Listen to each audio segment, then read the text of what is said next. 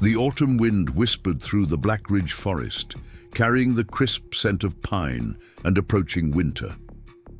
Dawn had barely broken over the Montana mountains, painting the sky in soft strokes of purple and orange as Daniel Cooper adjusted his rifle strap and moved silently through the underbrush.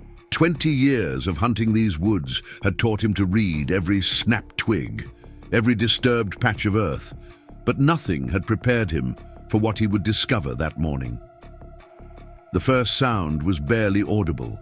A soft whimper carried on the wind. Dan froze, his trained ear trying to locate its source. There it was again, more desperate this time. Not a wounded deer or elk, but something else entirely. Following the sound, he pushed through a dense thicket of pine branches, his boots crunching softly on fallen needles. What he found made his blood run cold. A German shepherd mix was tied to a massive pine tree, the rope so tight it had rubbed the dog's neck raw. The animal's ribs showed through its dirty coat, and its eyes held a mixture of fear and resignation. But what caught Dan's attention wasn't just the cruel abandonment. It was the leather bag strapped to the dog's back, secured in a way that made it impossible for the animal to reach or remove it. "Easy there, buddy," Dan whispered, slowly lowering his rifle to the ground. The dog's ears pricked forward, but it remained tense, watching him with intelligent eyes that seemed to hold a story deeper than mere abandonment. As Dan took a careful step forward, the morning light caught something metallic glinting from inside the bag. This was no ordinary case of animal abandonment. Something far more sinister was at play in these peaceful mountains, and Dan was about to uncover a secret that would shake their small town to its core. The dog's collar bore a worn tag, Scout, though the rest of the information had been deliberately scratched off. As Dan slowly approached, Scout's tail gave a tentative wag, despite his obvious distress. Years of hunting had taught Dan to trust his instincts, and everything about this situation felt wrong. The rope wasn't hastily tied. It was intricate, professional knots meant to last. And that bag. "Let's get you out of this, boy," Dan murmured, reaching for his hunting knife. Scout stayed perfectly still as Dan carefully cut through the ropes, showing a level of training that seemed at odds with his abandoned state. Once freed, Scout didn't bolt. Instead, he pressed against Dan's legs, trembling. Dan knelt to examine the bag, but Scout suddenly grew agitated, pulling away and whining. The leather bag was padlocked to a harness that had been professionally fitted to the dog's body. Someone had gone to great lengths to ensure whatever was inside stayed with Scout, and that Scout stayed put. Taking out his phone, Dan cursed. Under his breath, no signal. Typical for this part of the forest. He'd have to get Scout back to his cabin before he could call for help. "Come on, boy," he said softly, gathering his gear. Scout followed without hesitation, staying close to Dan's heels as they made their way through the morning mist. The 2-mile hike back to Dan's cabin took longer than usual. Scout was weak from his ordeal, and Dan had to stop several times to let him rest. Each time he offered the dog water from his canteen, which Scout accepted gratefully. As they walked, Dan's mind raced with questions. Who would go to such lengths, and why Scout? Finally, Dan's cabin came into view. A sturdy log structure set against the backdrop of pine-covered mountains. As soon as they reached the porch, Dan pulled out his phone. 2 bars, enough to make a call. He dialed the Pine Valley Police Station, where he knew Jack Martinez would be starting his morning shift. "Jack, it's Dan Cooper. You need to see this. I found someone in the forest. Can you come out to my place and bring Dr. Chen if she's available? I've got an injured dog here with something strapped to him that I think you're going to want to see." While waiting for help. To arrive, Dan tried to make Scout comfortable. The dog accepted food and water, but refused to lie down, remaining alert and anxious. He kept looking at the bag on his back, then at Dan, as if trying to communicate something urgent. 20 minutes later, the crunch of tires on gravel announced the arrival of Jack's police cruiser, followed closely by Dr. Chen's veterinary truck. Scout tensed at the sound, but remained by Dan's side. "What have we got?" Jack asked, stepping onto the porch. His hand instinctively rested on his service weapon as he took in the scene. Dr. Chen followed, carrying her medical bag. Dan explained how he'd found Scout as Dr. Chen began her examination. The vet's gentle hands moved professionally over Scout's body, checking for injuries. "He's dehydrated and malnourished, but otherwise in remarkable condition considering what he's been through," she reported. "This harness, though." She frowned, examining the elaborate setup holding the leather bag in place. "This is custom work, expensive. Someone went to a lot of trouble." Jack pulled out his phone, documenting everything with photographs. "We'll need to get this bag off him, but carefully. Something about this feels bigger than simple animal cruelty." Dr. Chen sedated Scout just enough to keep him calm while they worked on the locks. The dog's eyes never left Dan, who kept a reassuring hand on his head. After several tense minutes, the locks clicked open. Inside the bag, wrapped carefully in waterproof material, they found a USB drive, a small notebook filled with numbers and codes, and something that made Jack immediately reach for his radio. A badge belonging to an FBI agent who had gone missing 3 months ago while investigating a money laundering operation. "This just became a federal case," Jack said quietly, already dialing numbers on his phone. "Dan, I need you to tell me exactly where you found him, every detail." As the morning unfolded into a flurry of activity, FBI agents arriving, evidence being catalogued, statements taken, Dan sat on his porch with Scout's head in his lap. The dog had finally relaxed enough to sleep, though his paws still twitched with remembered anxiety. Dr. Chen approached with some paperwork. "He'll need ongoing care," she said softly, "and a safe place to stay while the investigation proceeds." The FBI mentioned protective custody, but she glanced meaningfully at how peacefully Scout rested against Dan. Dan looked down at the sleeping dog, remembering the trust in those eyes when he'd first cut him free. Sometimes the most important discoveries weren't the ones you were looking for, but the ones that found you instead. "He's staying with me," Dan said firmly. "Whatever he's been through, whatever he knows, he's safe now." As the sun climbed higher over the mountains, casting long shadows through the pines, Dan Cooper realized his solitary life had changed forever.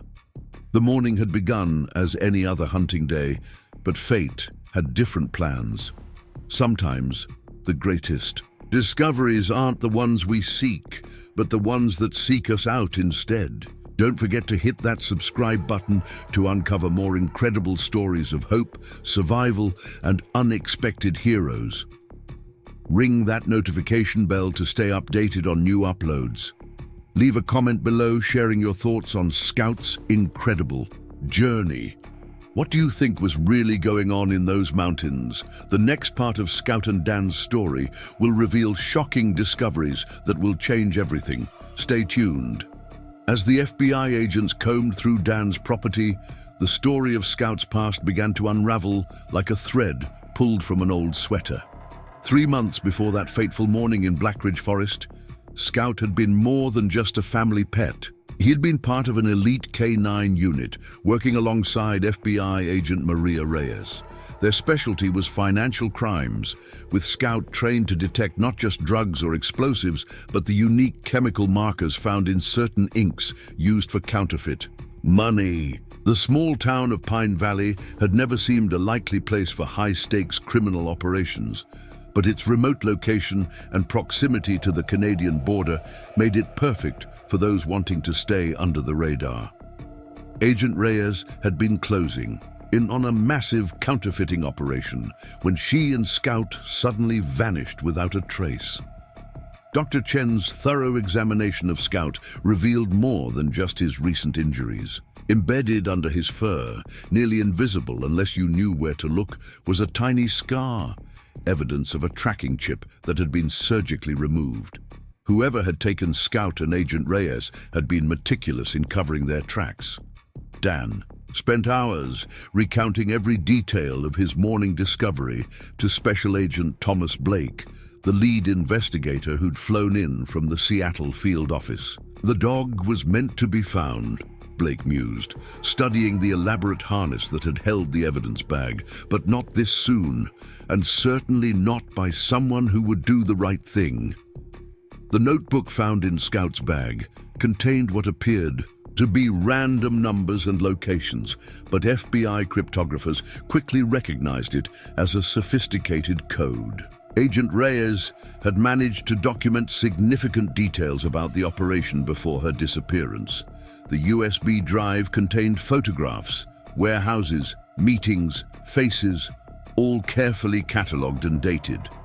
As evening approached, Dan watched from his porch as Scout explored the cabin's perimeter, his strength slowly returning.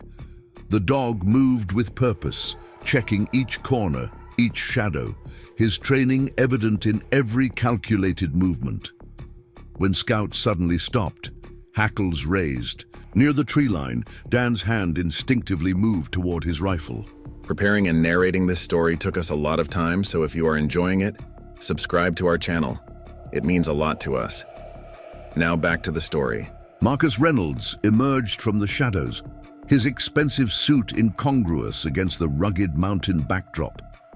"Cooper," he called out casually, as if this twilight visit was perfectly normal.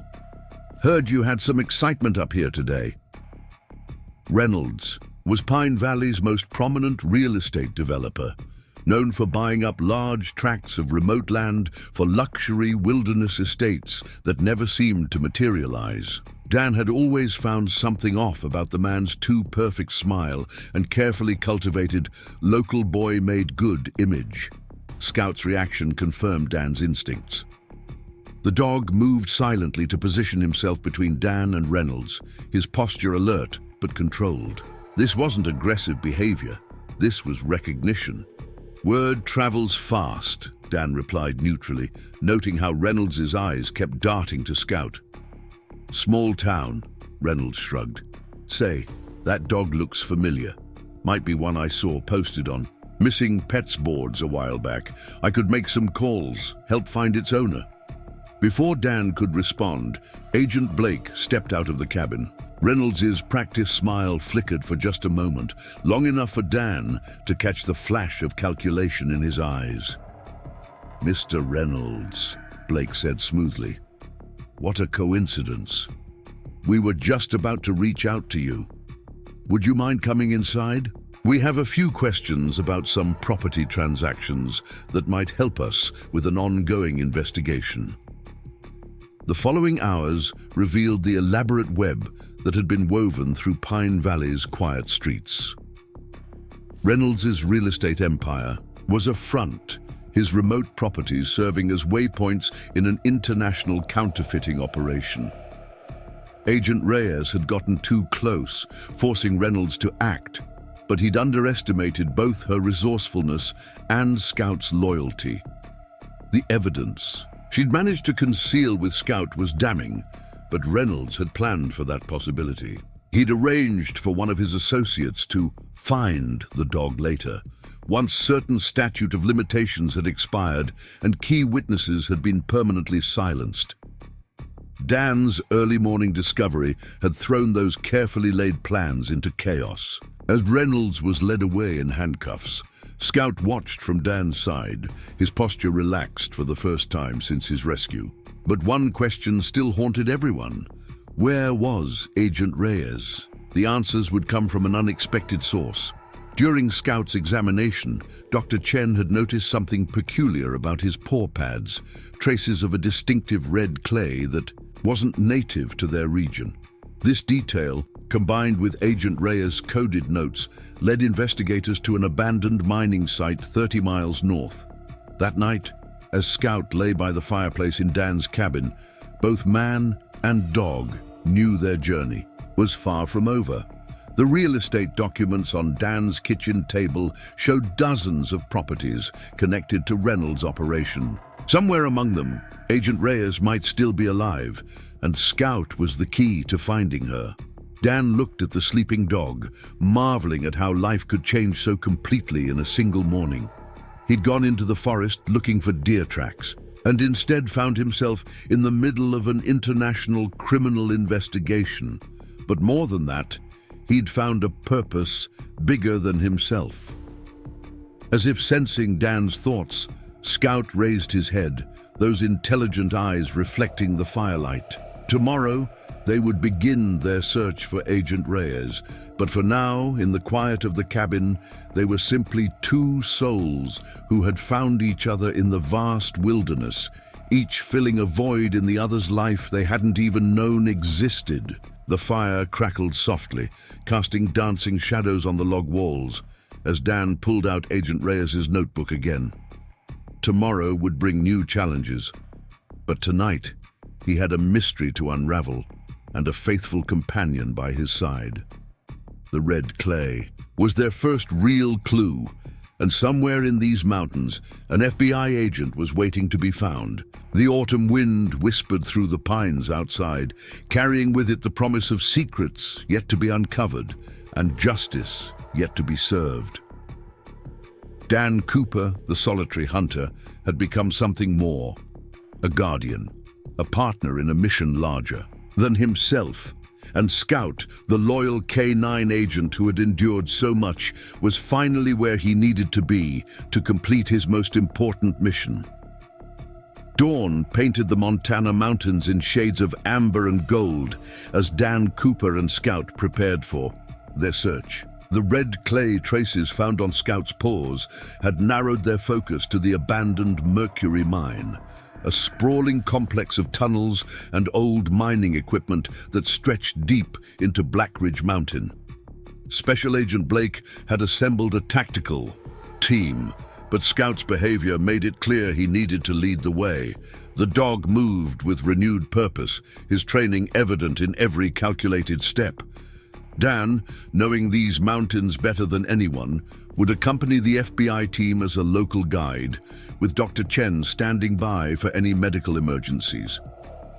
The morning air was sharp with frost as their convoy wound up the old mining road. Scout sat, alertly in the passenger seat of Dan's truck, his eyes fixed on the path ahead. Occasional whines escaped him as they drew closer to the mine, confirming they were on the right track. The Mercury mine emerged from the morning mist like a ghost from the past. Rusted equipment lay scattered across the grounds, and the main entrance gaped like a dark wound in the mountainside. Scout's demeanor changed instantly upon arrival. He leaped from the truck before Dan could fully stop, his nose already working the ground with intense concentration. "He's got something," Dan called to Agent Blake, watching Scout weave between old mining carts with growing excitement. The dog paused at the mine entrance, looking back at Dan with an urgency that needed no translation.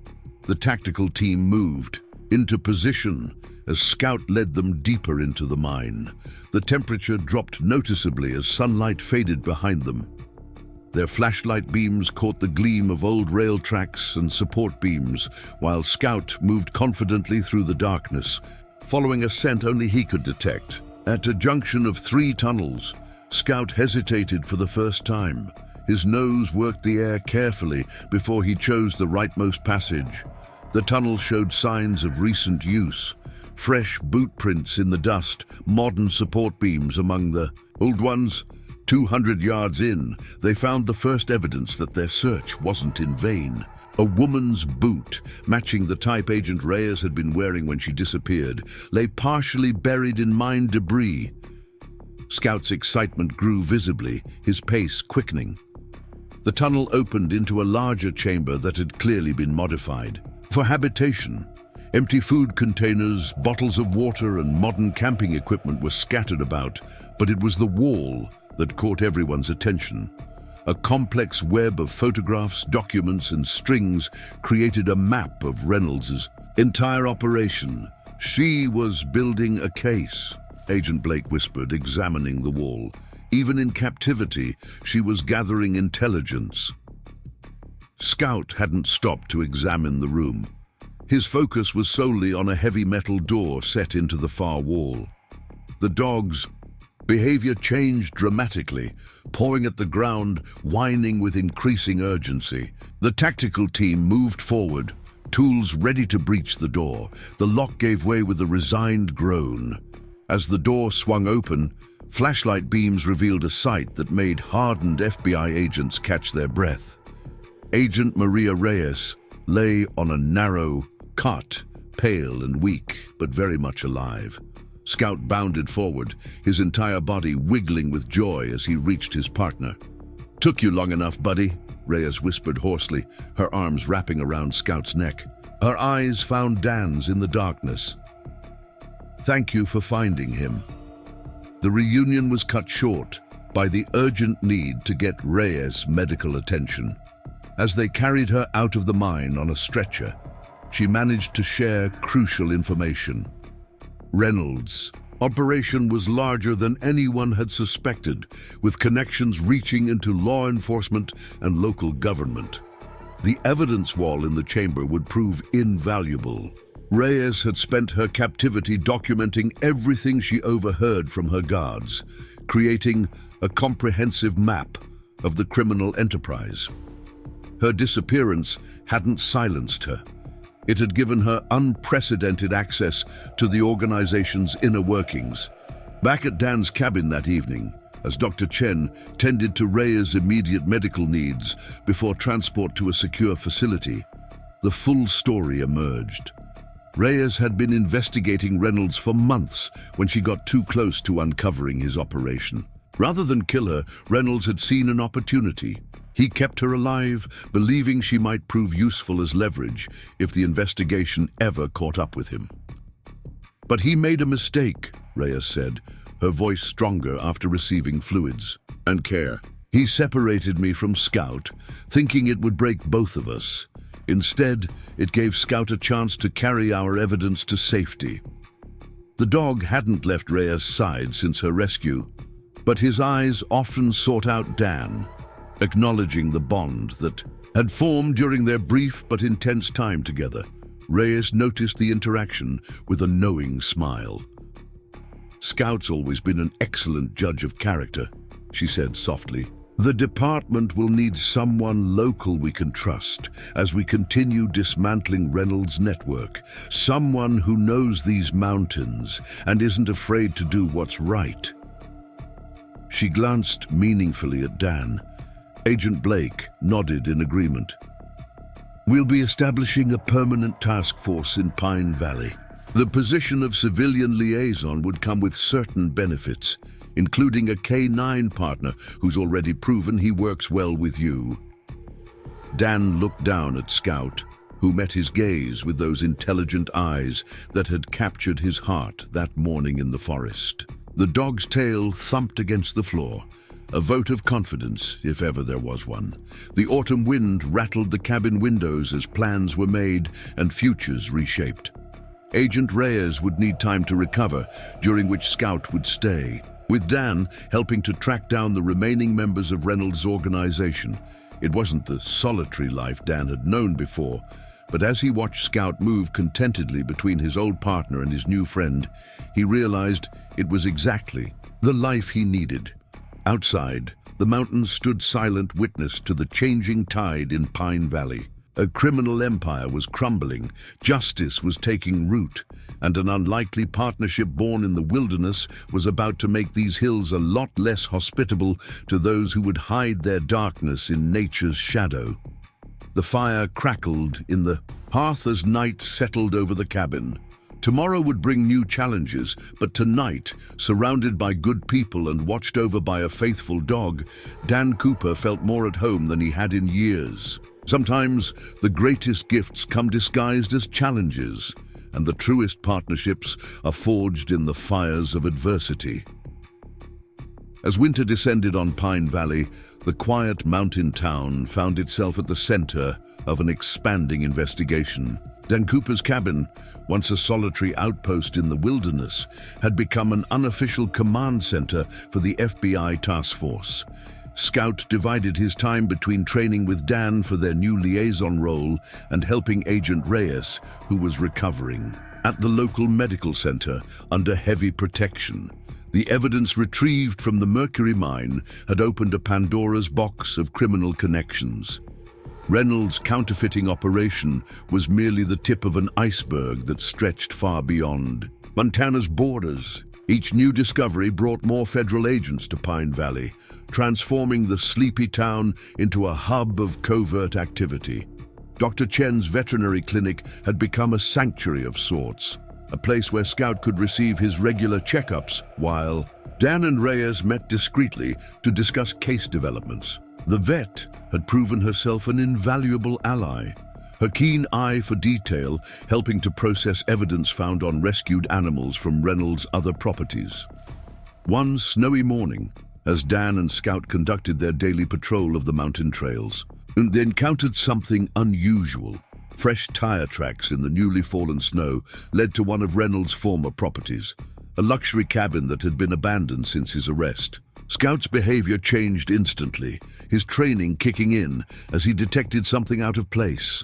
Dan radioed their position to Agent Blake before following Scout's lead. The dog moved silently through the snow, his dark fur a stark contrast against the white landscape. As they approached the cabin, Scout froze, his attention fixed on a partially open window. The sound of voices carried through the crisp mountain air. Dan recognized one of them, James Harrison, Pine Valley's bank manager, who had vanished 2 days after Reynolds' arrest. The task force had suspected his involvement but lacked concrete evidence. Scout's ears pricked forward as Harrison's voice grew agitated. "We need to move everything now. They're getting too close to the accounts. If they trace the transfers..." A second voice cut through the air, sharp with authority. "Nothing moves until we receive confirmation. Reynolds' arrest was unfortunate, but the operation remains intact. Your job is to maintain appearances. At the bank, nothing more." Dan carefully documented the conversation on his phone while Scout maintained his alert posture. The dog's training allowed him to remain perfectly still despite the freezing temperature and his obvious desire to act. Suddenly, a twig snapped behind them. Dan turned to find himself facing Linda Walsh, Pine Valley's seemingly innocent librarian, holding a pistol with the steady hands of someone who knew how to use it. "Inside," she said quietly. "Both of you." Scout looked to Dan for guidance, his muscles tense but awaiting command. Dan raised his hands slowly, mind racing through their options. The task force knew their location, but in these mountains, backup could be 30 minutes away. Inside the cabin, Harrison's face went pale at the sight of Dan and Scout. The other man, sharp-featured and dressed too formally for the wilderness, showed no reaction at all. Only the slight tightening of his fingers on his coffee cup betrayed his tension. "Mr. Cooper," he said smoothly, "your reputation for finding things you're not supposed to precedes you, though I must admit, I expected the FBI to be more subtle in their surveillance." Dan remained silent, analyzing their situation. 3 armed adversaries, but Scout's presence was clearly making them nervous. The dog's training had taught him to read the slightest changes in human behavior, and right now, he was laser-focused on Linda Walsh, the most immediate threat. "Search him," the well-dressed man ordered. As Linda moved forward, Scout let out a low growl, not aggressive, but a clear warning. She hesitated. "Call off your dog, Cooper," Harrison said, his voice shaking slightly. "Scout," Dan said calmly. "Guard." The command transformed Scout from a threatening presence to a protective barrier, positioning himself between Dan and their captors. It was a tactical choice, making them focus on the dog while Dan worked the emergency beacon in his jacket pocket. "Impressive animal," the well-dressed man commented. "It's clear why Agent Reyes valued him so highly. Unfortunately, this complicates things." Before he could continue, Scout's ears twitched. Dan had learned to read the dog's signals over their weeks of training. Someone was approaching the cabin. The next few moments exploded in a flurry of action. Scout, detecting the approaching tactical team before anyone else, launched into his trained response. He bowled into Linda Walsh just as she turned toward the sound, sending her weapon skittering across the floor. Dan dropped and rolled, years of hunting having taught him how to move quickly in tight spaces. Harrison panicked, firing wildly and shattering windows. The well-dressed man remained eerily calm, reaching for his own weapon with practiced precision. But Scout was faster. The dog clamped down on the man's arm with carefully controlled pressure, enough to disable but not maim, exactly as his FBI training had taught him. By the time Agent Blake's team breached the cabin, the situation was largely under control. As federal agents processed the scene, Dan watched Scout receiving praise from the tactical team. The dog had performed flawlessly, his dual training as both an FBI K-9 and a wilderness rescue dog proving invaluable. The well-dressed man turned out to be Michael Chen, no relation to Dr. Chen, a high-ranking member of an international syndicate that had been using Reynolds' counterfeiting operation to launder money through Pine Valley's bank. The evidence, gathered from the cabin, combined with Harrison's eventual cooperation, would help dismantle criminal operations across 3 countries. That evening, as snow fell softly outside Dan's cabin, Agent Reyes visited to debrief them. Her recovery was progressing well, though she still moved carefully. Scout lay between them by the fire, occasionally lifting his head to check on both his partners. "You've trained him well," Reyes observed, watching Dan and Scout's seamless interaction. "He's adapted to wilderness work without losing any of his FBI training." Dan nodded, absently scratching Scout's ears. "He's teaching me as much as I'm teaching him. Never thought I'd go from tracking deer to taking down international criminals." Reyes smiled. "Life has a way of pushing us where we need to be. When I first started investigating Reynolds, I never imagined it would lead to uncovering something this big, or that losing Scout would ultimately help us bring down the entire operation." The fire crackled warmly as they discussed the day's events. Pine Valley was changing, its quiet streets now holding secrets that would take months to fully uncover. But with each passing day, the partnership between Dan and Scout grew stronger, proving that sometimes the most effective guardians of justice are those who know every trail, every shadow, and every whisper in the mountain wind. The first spring thaw brought new challenges to Pine Valley. As melting snow revealed hidden trails across Blackridge Mountain, Scout's keen nose detected something troubling near one of Reynolds' former properties. A scent that made his hackles rise and his training kick into high gear. Dan Cooper had learned to trust his partner's instincts implicitly. Over the past months, they developed a rhythm that transcended traditional handler-dog relationships. When Scout froze beside a partially exposed concrete foundation, Dan immediately radioed their coordinates to Agent Blake. The foundation didn't appear on any of Reynolds' property records. Its existence raised red flags, especially given its remote location and careful concealment. Dr. Chen, who had joined them for what was supposed to be a routine patrol, examined Scout's agitated behavior with professional interest. "This isn't his usual alert pattern," she observed, watching Scout methodically circle the perimeter. "Something's different about this one." Dan nodded, noting how Scout kept returning to one particular corner, pawing at the ground with growing urgency. The spring mud gave way easily, revealing the edge of a metal hatch. Scout's behavior intensified, his training warring with his obvious distress. Agent Reyes arrived with the tactical team just as they managed to clear enough debris to expose the entire hatch. She had fully recovered from her ordeal, though the experience had left its mark in subtle ways, a heightened awareness of exits, a tendency to position herself with clear sightlines. "We've found similar bunkers in other locations," she explained, studying the sophisticated locking mechanism. They're usually storage facilities for the counterfeiting operation, but this one... She trailed off, watching Scout's unusual behavior. The tactical team worked efficiently to breach the hatch. As it swung open, a rush of stale air carried a cocktail of scents that made Scout bark sharply, an alert sound Dan had never heard him make before. The bunker descended deep into the mountainside, its concrete walls lined with sophisticated ventilation systems and modern electrical equipment. But it wasn't the technology that caught everyone's attention. It was the rows of cages, each sized for a large dog. "It's a training facility," Reyes breathed, her face hardening as she took in the implications. They weren't just using Reynolds' properties for counterfeiting, they were training dogs for their other operations. Scout moved purposefully through the facility, checking each cage.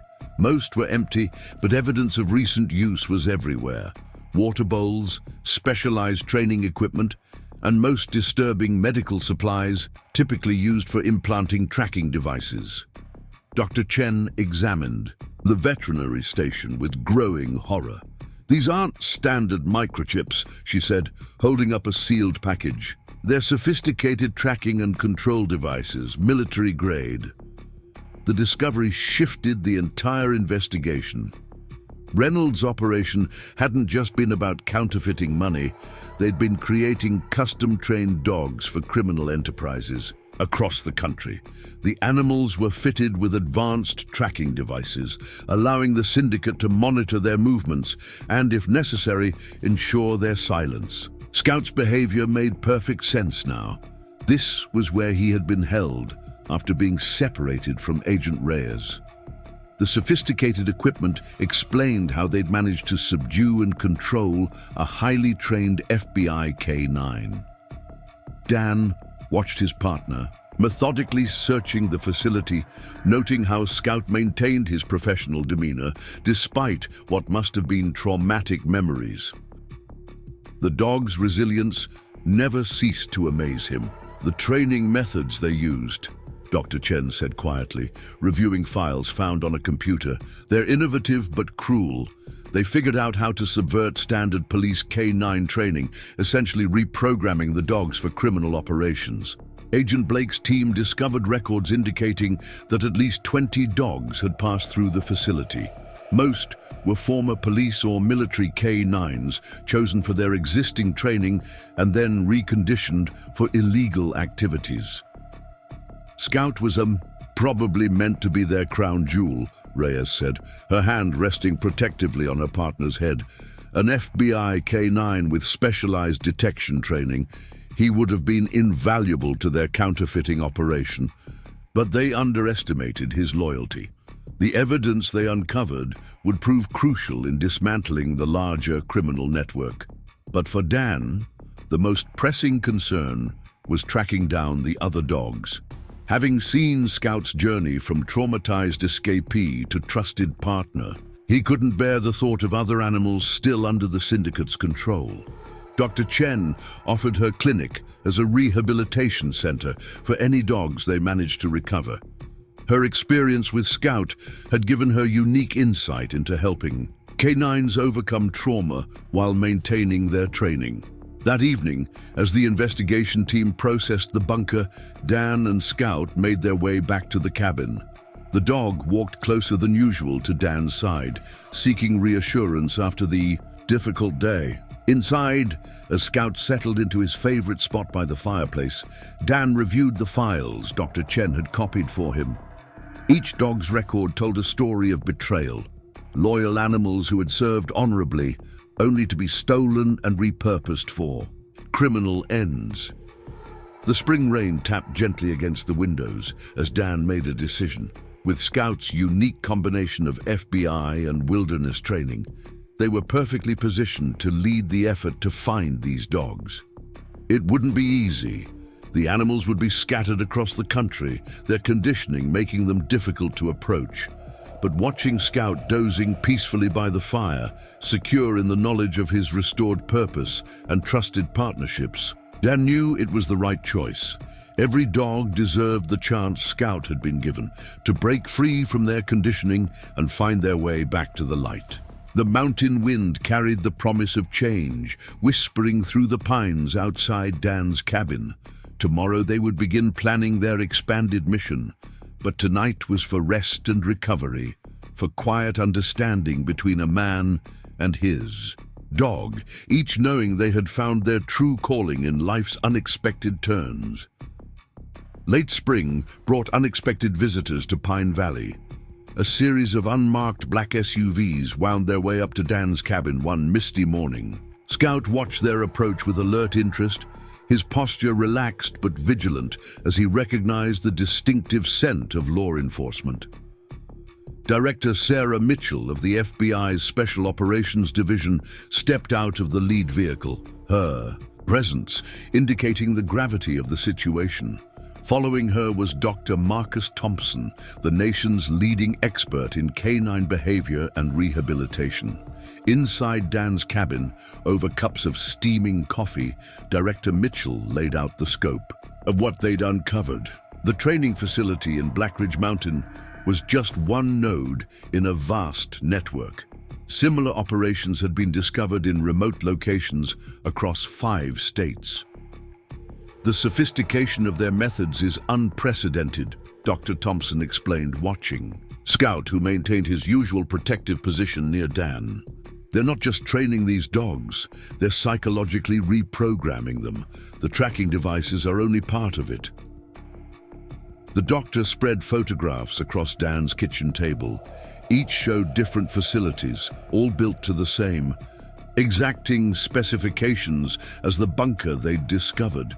But it was the last photo that caught everyone's attention. A massive compound hidden in the desert outside Las Vegas. "We believe this is their central training facility," Director Mitchell said. "Intel suggests they're holding at least 30 dogs there, including 12 former police K9s and 5 military working dogs." Dan studied the aerial photographs, noting the compound's sophisticated security measures. Scout moved closer, his nose twitching as he examined the images. His reaction to certain details confirmed what they suspected. He had been there. "The problem," Mitchell continued, "is that we can't just raid the facility.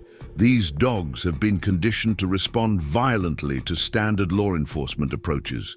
We need someone they'll trust. Someone who understands both their training and their trauma." The implication was clear. Dan and Scout's unique partnership, combined with their success in rehabilitating other recovered K9s, made them essential to the operation. Dr. Chen arrived as they were discussing strategy. Her clinic had become a renowned rehabilitation center for rescued police dogs, her methods drawing on her experience with Scout to create innovative treatment protocols. "The key is understanding that these dogs haven't lost their original training," she explained. "It's been overlaid with new conditioning. With the right approach, we can help them remember who they really are." The plan they devised was daring. Using Scout's experience and Dan's wilderness skills, they would approach the compound not as law enforcement but as kindred spirits. Scout would make initial contact with the dogs, while Dan would work to gain their trust gradually. The operation would require extensive preparation. Dr. Thompson spent weeks working with Dan and Scout, refining their approach.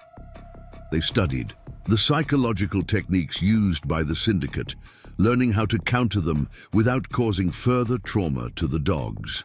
Meanwhile, Agent Reyes and her team tracked the movement of personnel and resources around the compound. The syndicate's operation was expanding, suggesting they were preparing for something big. As summer approached, bringing scorching heat to the Nevada desert, the team made their final preparations.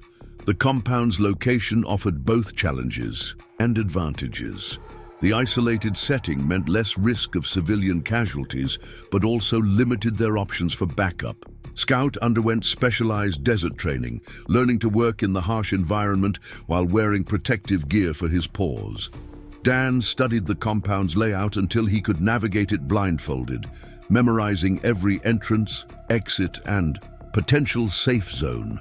The night before the operation, Dan sat on his cabin porch with Scout, watching the Montana sunset paint the sky in brilliant oranges and purples. Dr. Chen joined them, bringing Scout's favorite treats and a quiet understanding of what lay ahead.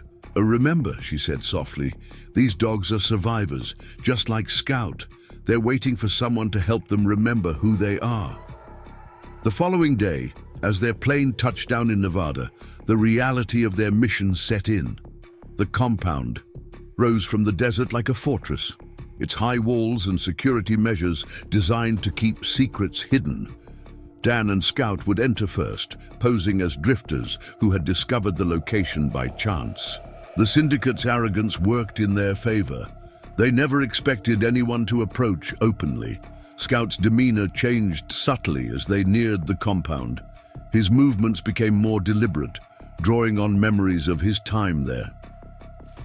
When the first guard approached, Scout played his role perfectly, a trained dog who had escaped and found his way back. The guard's radio crackled with urgent conversations. Scout's return was causing exactly the stir they'd hoped for. Within minutes, they were escorted inside, where dozens of dogs watched from their kennels with a mixture of wariness and recognition. Dan felt his heart tighten at the sight. Each dog showed signs of the syndicate's conditioning, the too rigid posture, the carefully controlled responses. But beneath that, he could see what Dr. Chen had described, the original training and personality, waiting to be remembered. Scout moved among them with profound purpose, communicating in ways only dogs could understand. Dan noticed how the other animals responded to him, their ingrained hostility gradually giving way to curiosity. The compound's chief trainer arrived, his calculated smile failing to mask his predatory assessment of the situation. But by then, it was too late. Scout had already begun his most important mission, awakening the buried memories of loyalty and service in his fellow K-9s. The raid, when it came, was unlike any in FBI history. Instead of meeting violent resistance from the trained dogs, they found allies. Scout had done his work well, helping the dogs remember their true purpose. The summer heat shimmered over the desert as agents secured the compound. Dan watched, Scout moving confidently among the rescued dogs, already beginning the work of healing. In the distance, transport vehicles approached, ready to carry these brave animals to rehabilitation centers across the country. The compound had yielded more than just rescued dogs. Hidden files revealed the full scope of the syndicate's operation, leading to arrests across 3 continents. But for Dan and Scout, the real victory lay in the eyes of the recovered K-9s. The moment when recognition replaced conditioning and hope overcame trauma. As the sun set over the Nevada desert, Dan and Scout stood watching the rescued dogs being carefully loaded for transport. Dr. Chen was already coordinating with rehabilitation centers, ensuring each animal would receive the specialized care they needed. The desert wind carried the promise of healing, of second chances and restored purpose. For Dan and Scout, it was just the beginning of a larger mission, one that would take them wherever loyal dogs needed to find their way home. The operation's success in Nevada brought unexpected consequences to Pine Valley. As autumn painted the mountains in vibrant colors once again, Dan's cabin had transformed into a specialized training facility. The sprawling property now included purpose-built rehabilitation kennels designed under Dr. Chen's guidance to help traumatized canines readjust to normal life. Scout embraced his new role as mentor and guide to the recovering dogs with remarkable dedication. Each morning, he worked alongside Dan, demonstrating proper behavior and helping newly arrived K-9s overcome their conditioning. His gentle approach and patient demeanor proved invaluable in reaching dogs that initially resisted human contact.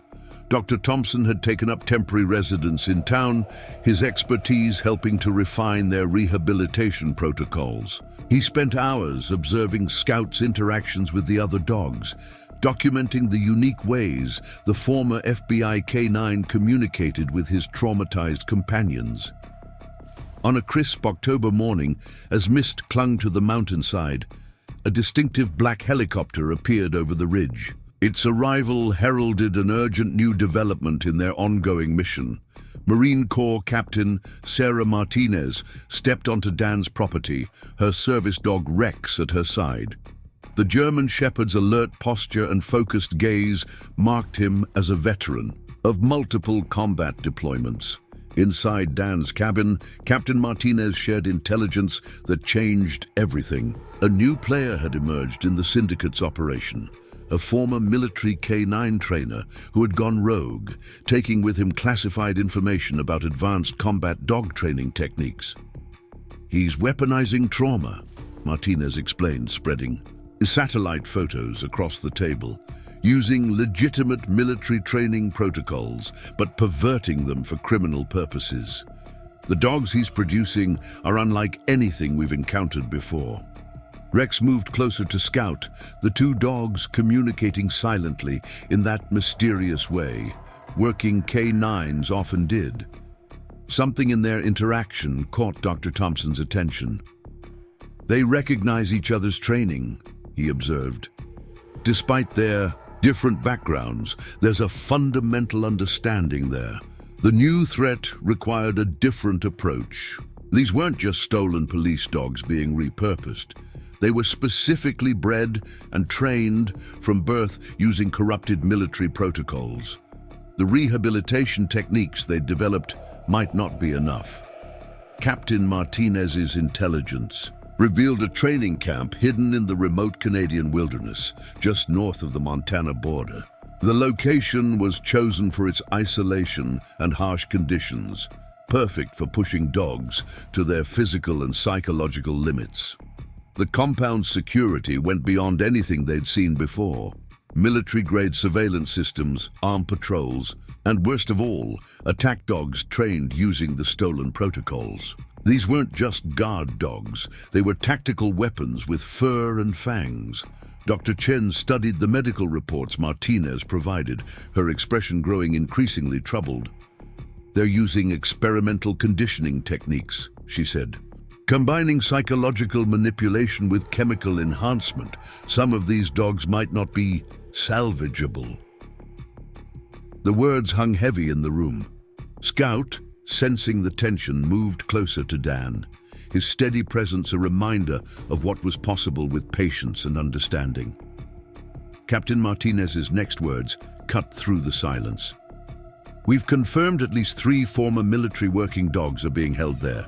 Dogs that served multiple combat tours, saved countless lives. We can't abandon them. The mission would be their most dangerous yet." The compound's remote location and brutal winter conditions meant limited backup options. They would need to rely heavily on Scout and Rex's military training to have any chance of success. Dr. Thompson developed a new training regimen, combining Scout's FBI expertise with Rex's combat experience. The two dogs worked together seamlessly, each bringing unique skills to their preparation. Scout's detection abilities complemented Rex's tactical training, creating a formidable team. Dan spent weeks learning military protocols from Captain Martinez, understanding how these dogs thought and operated. The rogue trainer's methods were a dark reflection of legitimate military training, making them both more dangerous and potentially more vulnerable to the right approach. As winter descended on the mountains, bringing howling winds and deep snow, final preparations were made. The compound's elevated position and exposed terrain would make approach difficult, but the harsh conditions also provided cover for their infiltration. Dr. Chen equipped both dogs with specially designed tactical gear, including protective boots, for the deep snow and cooling vests to prevent overheating during intense activity. Each piece of equipment was carefully selected to balance protection with mobility. The night before the operation, Dan found Scout and Rex sitting together on the cabin porch, their breath visible in the cold air. The two dogs had formed a bond that transcended their different backgrounds, united by their shared purpose and understanding of service. The mission would require perfect timing and coordination. Scout and Rex would lead the approach, their combined training allowing them to detect and avoid the compound's security measures. Captain Martinez and Dan would follow, ready to provide support while maintaining enough distance to avoid compromising the dog's effectiveness. Dawn broke over the Canadian wilderness, painting the snow-covered landscape in shades of pale gold. The compound appeared through the swirling snow like a fortress of steel and concrete, its walls designed to keep secrets as much as intruders out. Scout and Rex moved through the deep snow with practiced efficiency, their dark fur contrasting sharply against the white landscape. Their advance was cautious but purposeful, each step calculated to avoid detection by the compound's sophisticated security systems. The first challenge came at the perimeter. Guard dogs prowled the fence line, their behavior showing signs of the experimental conditioning. Scout and Rex worked in tandem, using their understanding of both legitimate and corrupted training to approach without triggering aggression. Inside the compound, the full scope of the operation became clear. The rogue trainer had created a perversion of military K9 training, turning loyal service dogs into weapons of fear and control. The sight of proud military working dogs, reduced to shells of their former selves, filled everyone with cold determination. But even here, in this place of darkness and corrupted purpose, hope remained. The dogs they encountered showed flickers of recognition when Scout and Rex approached, memories of their true training and service breaking through the conditioning. As alarms finally blared across the compound, it wasn't gunfire or violence that decided the outcome. It was the quiet, understanding between dogs who had known both service and suffering, loyalty and betrayal. Scout and Rex led by example, showing their fellow K9s a path back to their true purpose. The operation would be remembered not for its tactical success, though that was complete, but for the way it was achieved. In the end, it wasn't force that overcame the corrupted training. It was the unbreakable spirit of dogs who remembered what it meant to serve with honor. As dawn painted the mountains in shades of hope, new beginnings awaited those they had rescued. The long journey of healing could begin, guided by the unwavering dedication of those who understood that every dog deserved the chance to find their way home. Spring came early to Pine Valley, bringing with it unexpected changes. The rehabilitation center on Dan's property had gained international recognition, drawing visitors from law enforcement agencies worldwide. Each came seeking to understand the unique methods that had proven so successful in rehabilitating traumatized working dogs. A gentle rain fell as a sleek diplomatic vehicle made its way up the mountain road. Inside was Interpol agent Sofia Mendoza, accompanied by her partner Atlas, a Belgian Malinois with distinguished service across 3 continents. They had traveled from Lyon, France, with intelligence that would reshape their understanding of the syndicate's reach. Scout greeted Atlas with professional courtesy, the 2 dogs conducting their own silent assessment while their handlers discussed urgent matters inside. Dr. Chen joined them, bringing files on their latest rehabilitation cases and fresh insights into the syndicate's evolving methods. They're adapting, Agent Mendoza explained, spreading photographs across Dan's kitchen table, using social media to identify potential targets, service dogs with specialized training. They monitor posts from military families, police departments, even assistance dog organizations. The technology angle was new. The syndicate had moved beyond opportunistic theft, developing sophisticated algorithms to track and target specific dogs based on their training backgrounds. Their operation had gone digital, making it harder to trace and easier to expand globally. Dr. Thompson arrived as they studied the data, his expertise in canine psychology providing crucial context. "They're not just stealing dogs anymore," he observed. "They're creating detailed psychological profiles, identifying animals with specific traits and training that can be exploited." Outside, Scout and Atlas worked the property's perimeter, their behavior drawing Dr. Chen's attention. The two dogs moved with synchronized purpose, each bringing their unique training to bear as they investigated subtle changes in their environment. A breakthrough came when Atlas suddenly froze, his posture indicating recognition of something familiar. Scout immediately responded, confirming his fellow canines' alert. Their handlers rushed to investigate, discovering sophisticated surveillance equipment hidden in the trees. The syndicate had been watching them, studying their rehabilitation methods to develop countermeasures. The discovery added urgency to their mission. It wasn't just about rescuing dogs anymore. They needed to stop the syndicate from weaponizing their own success against them. Agent Mendoza's intelligence revealed a pattern of disappearances across Europe and Asia. Service, dogs vanishing during routine training exercises, only to resurface months later, exhibiting signs of advanced psychological conditioning. The mastermind behind this evolution was Dr. Elena Kovac, a brilliant but disgraced animal behaviorist. Her research into canine cognition had once been groundbreaking, before ethical concerns led to her dismissal from academia. Now she applied her expertise to breaking and rebuilding working dogs for criminal enterprises. Dr. Chen studied Kovac's methods with growing concern. "She's not just conditioning them," she explained. "She's creating sophisticated trigger responses, programming them to react to specific stimuli in ways that appear natural to observers." The implications were chilling. These dogs could pass routine evaluations, maintaining their cover until activated by predetermined signals. It explained how compromised canines had infiltrated security operations across multiple countries. Scout and Atlas proved invaluable in developing countermeasures. Their different training backgrounds, Scout's FBI experience and Atlas's international work, provided unique insights into how dogs might resist and overcome such programming.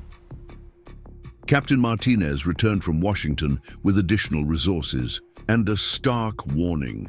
The syndicate's influence had reached into military contracts, potentially compromising K-9 units stationed worldwide. The scope of the threat was expanding exponentially. Dr. Thompson worked tirelessly with Dan and Agent Mendoza, developing protocols to identify dogs that might have been compromised. Scout and Atlas helped test these methods, their reactions providing crucial data about how trained K-9s responded to various triggers. The breakthrough came from an unexpected source. During a routine training session, Dr. Chen noticed how Scout consistently anticipated Atlas's responses to certain stimuli.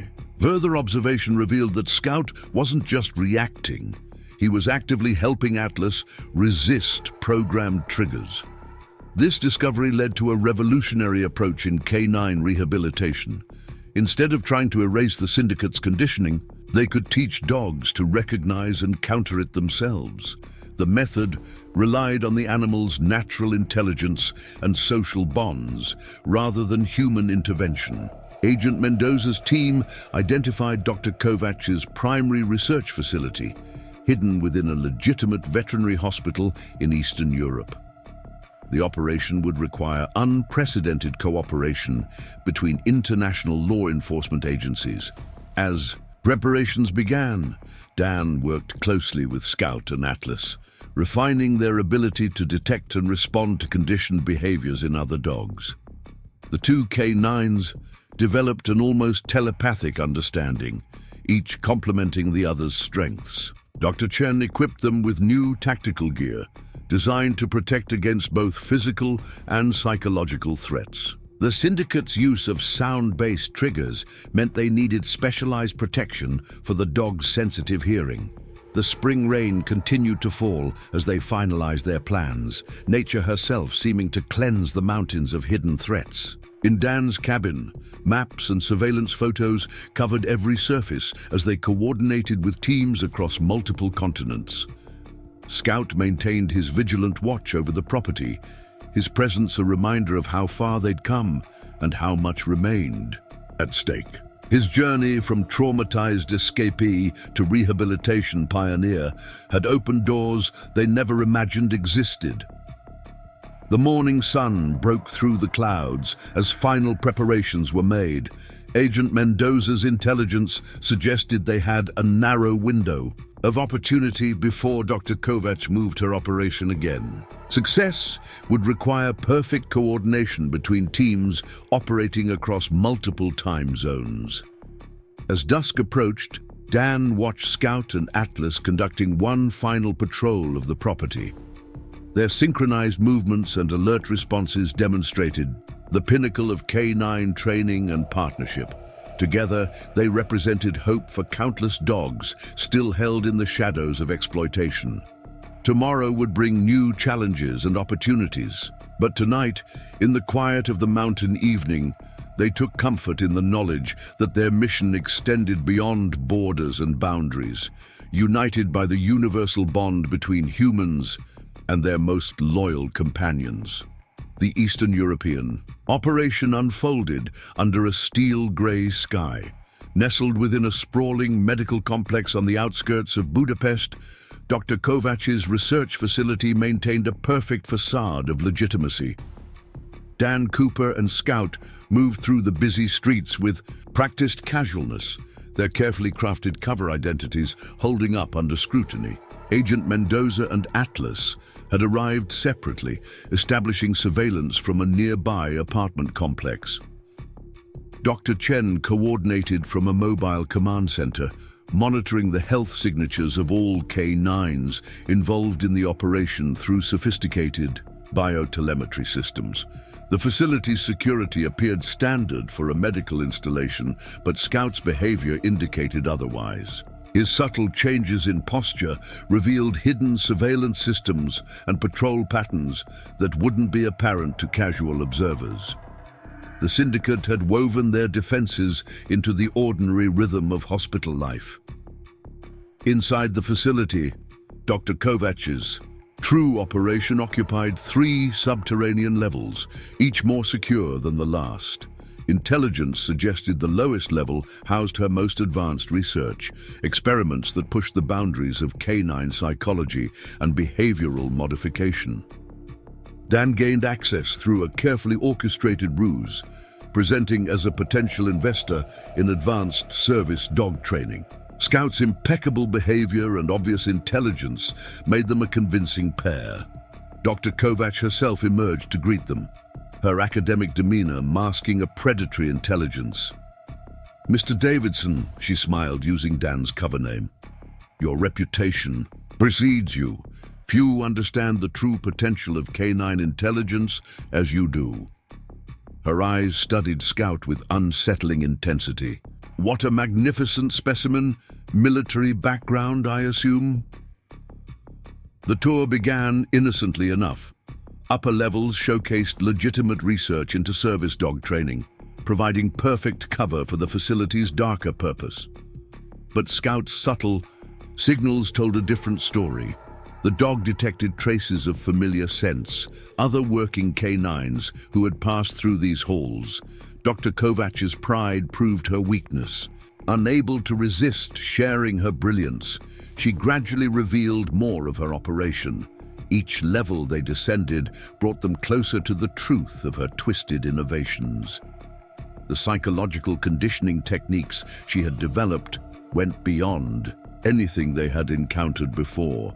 "Traditional methods are so crude," she explained, leading them through a laboratory filled with sophisticated monitoring equipment.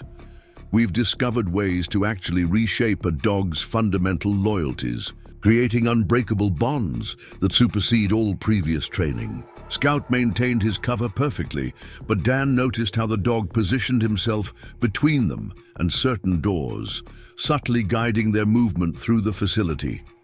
Years of partnership had taught Dan to trust these silent signals implicitly. The breakthrough came in an unexpected moment. A door opened briefly, revealing a glimpse of a training session in progress. Dan recognized the dog, a former ATF K9 who had vanished during a routine operation months ago. Scout's muscles tensed almost imperceptibly, confirming the identification.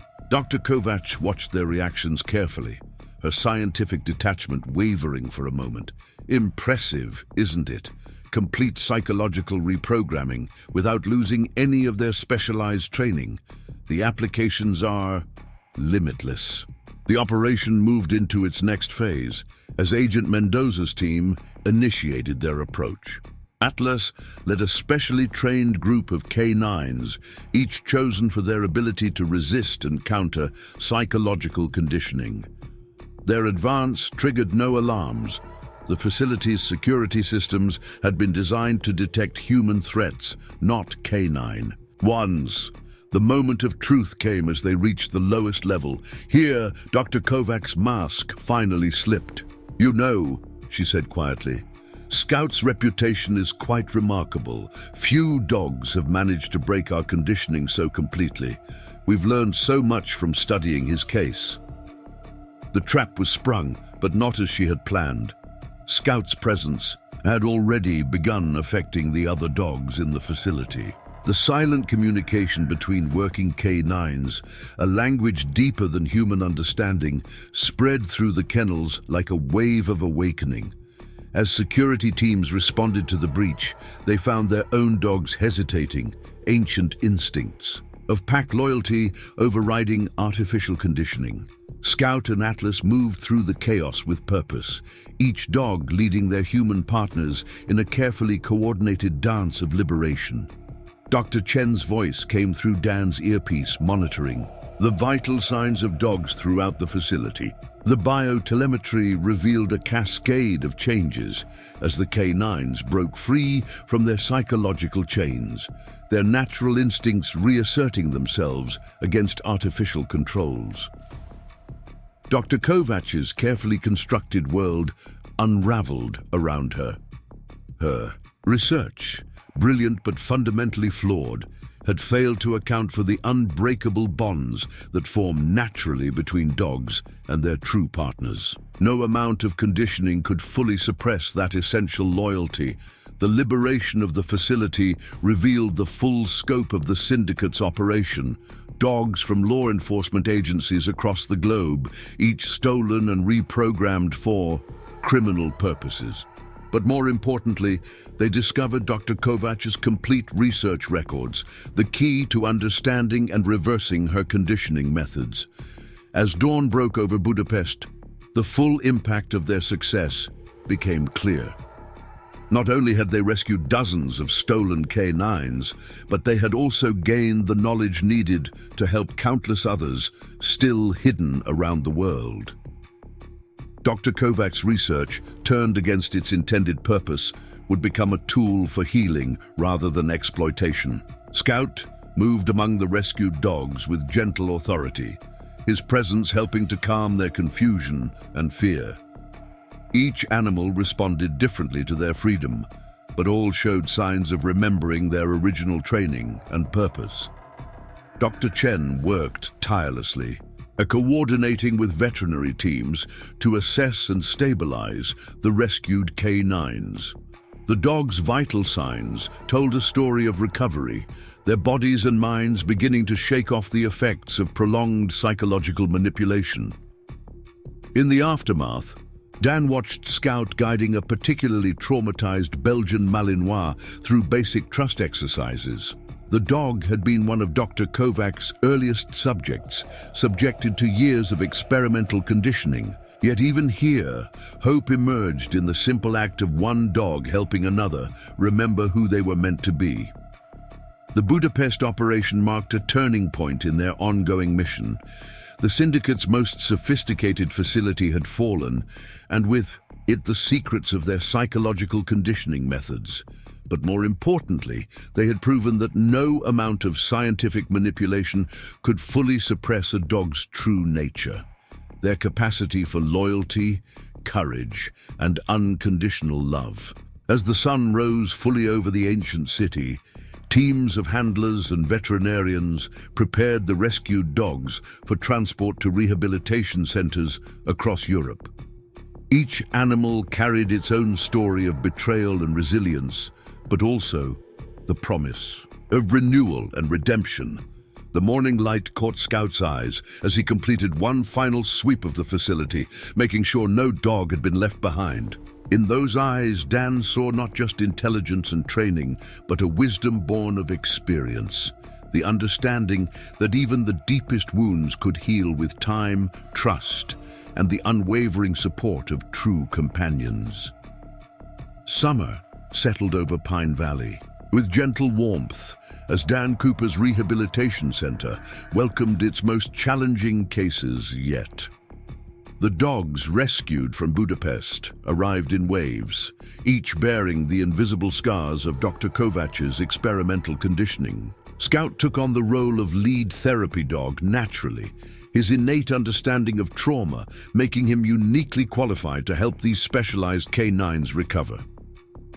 Dr. Chen expanded the facility's capabilities, incorporating insights gained from Dr. Kovac's research to develop more effective rehabilitation protocols. The cruel irony wasn't lost on anyone. The very methods designed to break these dogs now provided the key to healing them. A quiet Tuesday morning brought an unexpected visitor to the center. Marine Sergeant Grace Wilson arrived unannounced, her features bearing the weathered look of someone who had seen too much. With her was Shadow, a black Dutch shepherd whose combat experience in Afghanistan had made him legendary among military K9 handlers. He started changing about 2 months ago, Grace explained, watching Shadow interact cautiously with Scout in the training yard. Subtle things at first, hesitation during routine exercises, unusual reactions to standard commands. Then last week, during a training operation, she didn't need to finish. The incident report spoke volumes. Shadow had deviated from his assigned patrol route, leading his team into what could have been an ambush. Only Grace's quick thinking and absolute trust in her partner had prevented disaster. Dr. Thompson observed Shadow's behavior with growing concern. The dog displayed classic signs of Dr. Kovac's conditioning, but with a sophistication they hadn't encountered before. Someone had managed to compromise a top-tier military working dog without direct access. The implications sent ripples through the intelligence community. If Shadow had been compromised remotely, other military K9s might be similarly affected. The syndicate had evolved, finding ways to implement their conditioning protocols through routine training exercises. Agent Mendoza arrived from Interpol headquarters, bringing troubling news. Similar behavioral changes had been reported in working dogs across multiple NATO countries.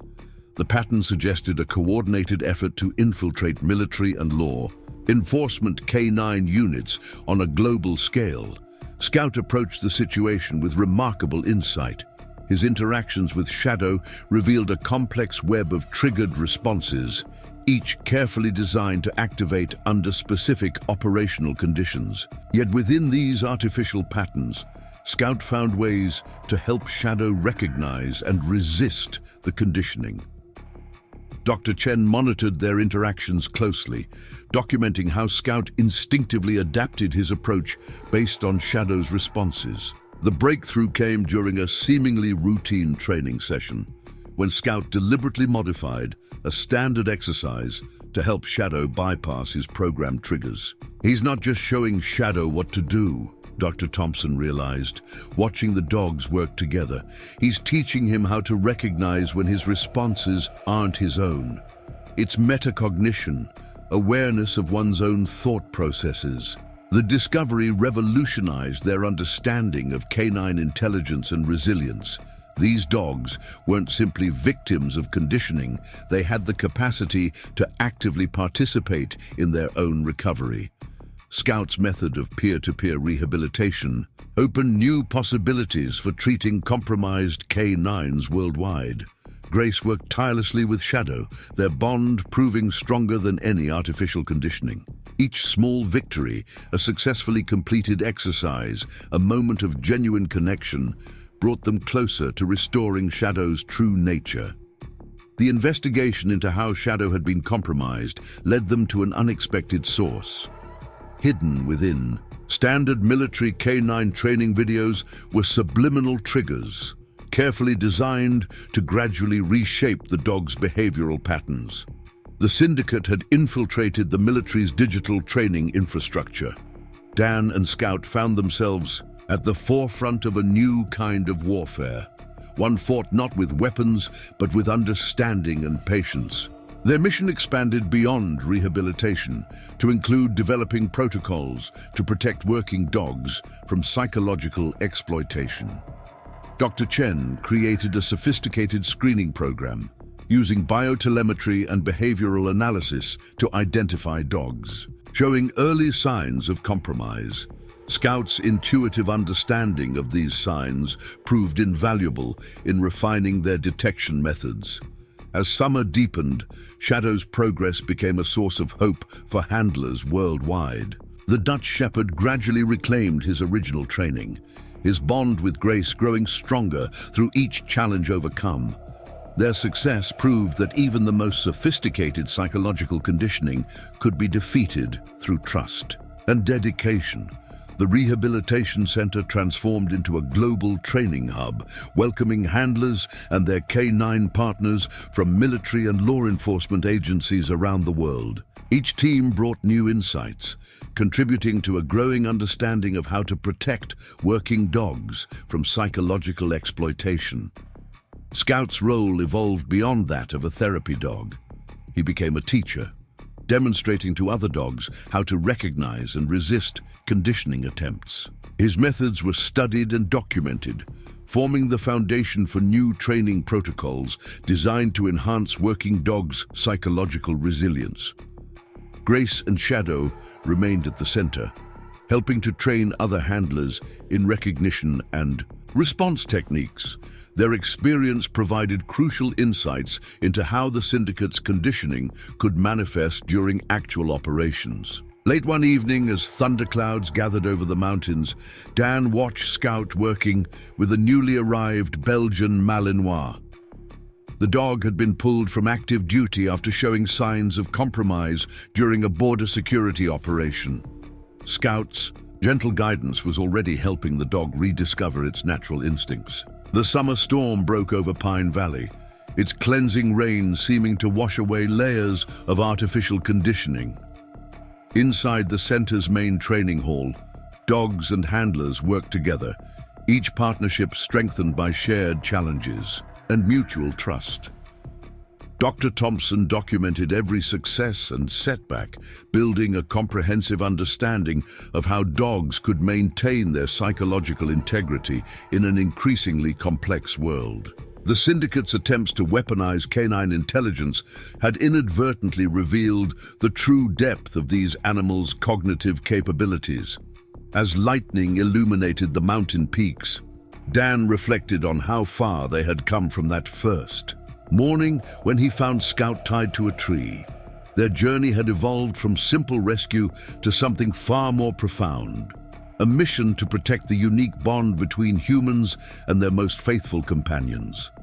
The storm's fury gradually eased, leaving behind a freshly washed world full of possibility. Tomorrow would bring new challenges, but tonight, in the quiet moments between thunder rolls, hope ran strong through the halls of the rehabilitation center. Each recovered dog, each restored partnership, marked another victory in their ongoing battle to preserve the purity of purpose that made working dogs so extraordinary. Winter descended on Pine Valley with unexpected intensity, blanketing the rehabilitation center in pristine white.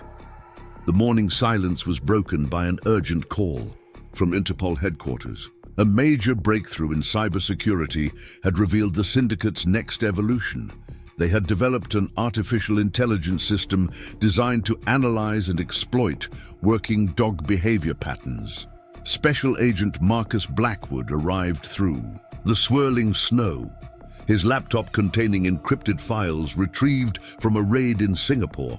The AI system, codenamed Shepherd, had been processing data from surveillance cameras worldwide, learning to predict and manipulate canine behavioral responses with frightening accuracy. Scout watched the briefing with unusual intensity, his eyes fixed on the screen as Blackwood demonstrated how Shepherd worked.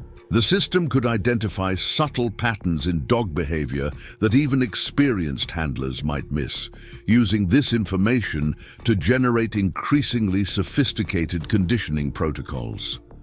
Dr. Chen and Dr. Thompson worked through the night, analyzing Shepherd's algorithms. The system's understanding of canine psychology went beyond anything they had encountered. It could predict how individual dogs would react to specific triggers, allowing the syndicate to compromise canine units without direct contact. The morning brought another visitor through the snow, CIA analyst Sarah Mitchell with her therapy dog, Luna. The Golden Retriever had previously helped rehabilitate traumatized military working dogs, but now she showed signs of having been compromised. Through Shepherd's remote conditioning, Luna's case demonstrated the AI system's insidious nature. By analyzing thousands of hours of canine training footage, Shepherd had learned to embed subliminal triggers in everyday situations. Even therapy dogs could be turned into unwitting agents, their natural empathy weaponized against other working dogs. Scout approached Luna with extraordinary caution, his behavior revealing a sophisticated understanding of the threat.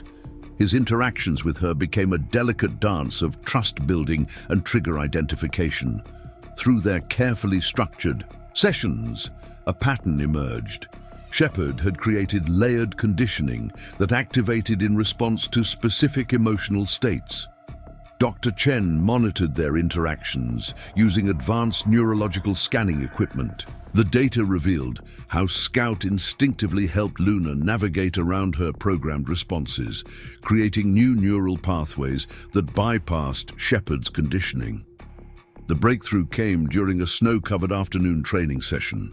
Luna encountered a series of Shepherd's triggers, but following Scout's example, managed to maintain her therapeutic responses instead of defaulting to the programmed behavior.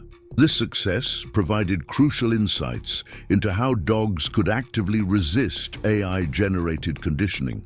Agent Blackwood's team worked to reverse engineer Shepherd's algorithms, using the system's own logic to develop countermeasures. The AI's comprehensive analysis of canine behavior had inadvertently created a roadmap for understanding and enhancing dogs' natural resistance to psychological manipulation.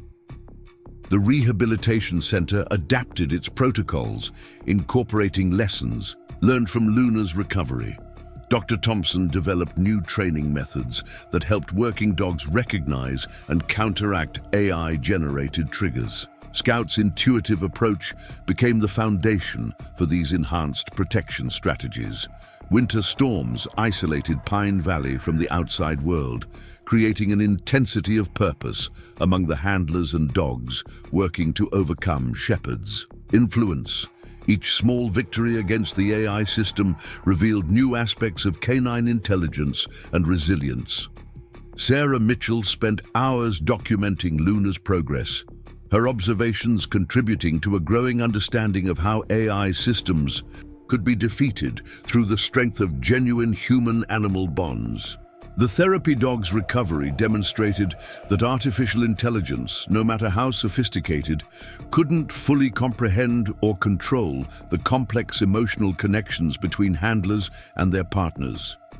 Deep in the frozen night, Scout maintained his vigilant watch over the rehabilitation center. His presence provided stability for the other dogs, a living example of how to maintain one's true nature in the face of technological manipulation. Dr. Chen's research revealed something extraordinary: dogs who had overcome Shepherd's conditioning showed enhanced psychological resilience, as if the experience of resisting artificial manipulation had strengthened their natural abilities. This discovery led to new training protocols designed to inoculate working dogs against future AI-based threats. The winter winds howled outside as handlers and their canine partners worked together in the center's indoor training facility. Each successful resistance to Shepard's triggers represented a small victory in the larger battle to protect the integrity of working dog programs worldwide. Intelligence reports confirmed their progress was having an impact. The syndicate's attempts to deploy Shepherd against military and law enforcement K9 units were meeting with increasing failure. Dogs trained in the new resistance protocols demonstrated remarkable ability to maintain their original training despite AI-generated interference. Luna's full recovery marked a turning point. The therapy dog returned to her vital work with military K9s, her experience with Shepard's conditioning adding depth to her natural empathy. Her success story provided hope for handlers worldwide facing similar challenges. The winter light filtered through snow-covered windows as Dan watched Scout guide a newly arrived German Shepherd through trust-building exercises. The dog had been exposed to Shepard's protocols during counter-terrorism training, but was already showing signs of recovery under Scout's patient tutelage.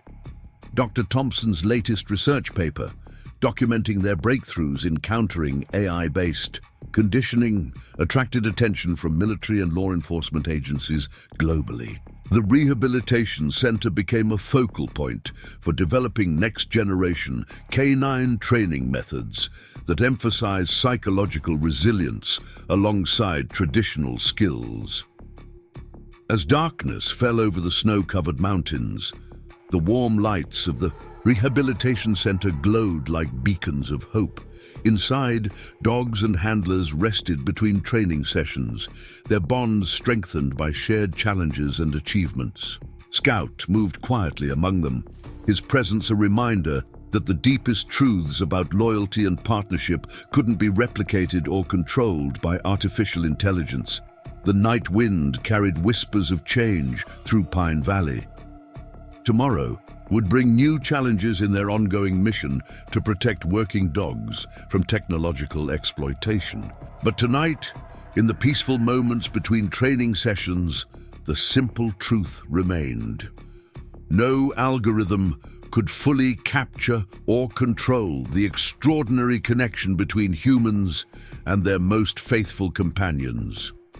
As spring returned to Pine Valley, bringing with it new life and renewed purpose, Dan Cooper's Rehabilitation Center had evolved into something far beyond its humble beginnings. The morning sun cast long shadows across the expanded facility, where dozens of working dogs and their handlers gathered for specialized training in psychological resilience. Scout, now a distinguished veteran in the fight against canine exploitation, carried himself with quiet dignity as he oversaw the morning's training sessions. His influence had shaped a new generation of working dogs, each trained to maintain their integrity in an increasingly complex world. A sleek government helicopter touched down on the newly constructed landing pad, bringing Director Sarah Mitchell with urgent news. Intelligence agencies worldwide had detected a significant shift in the syndicate's operations. They were abandoning their attempts at technological control, returning to more traditional methods of subversion.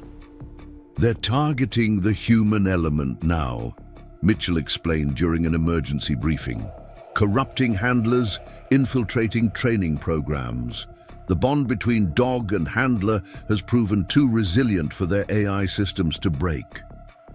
Scout's ears perked up at the mention of handler corruption, his years of experience lending weight to his alert posture. Dan recognized the signal. His partner had already encountered signs of this new threat during their recent training sessions. Dr. Chen presented data showing subtle changes in how compromised handlers interacted with their dogs. The deviations were almost imperceptible, But to Scout's trained eye, they told a story of trust being slowly undermined. The rehabilitation center adapted quickly, developing new protocols that emphasized joint handler-dog resilience training. Scout worked alongside Dr. Thompson to create exercises that strengthened the psychological bond between partners while teaching them to recognize signs of external manipulation. As summer approached, success stories emerged from across the globe. Working dog teams trained at Pine Valley demonstrated remarkable resistance to infiltration attempts. The syndicate found their influence waning as handlers and their canine partners stood united against corruption. Dan watched Scout leading a group training session, marveling at how far they'd come from that fateful morning in the forest. Their journey had transformed not just their own lives, but the entire field of working. Dog programs worldwide, the next generation of canine teams would face challenges they couldn't yet imagine, but they would face them with tools and training built on the foundation of trust, resilience, and unwavering loyalty that Scout had helped establish. As the sun set on another day at Pine Valley, Dan and Scout stood on their favorite overlook, watching the lights come on at the rehabilitation center below. Tomorrow would bring new challenges, but tonight they could take pride in knowing they had helped create something that would outlast them both. A legacy of protection for the extraordinary partnership between humans and their most faithful guardians.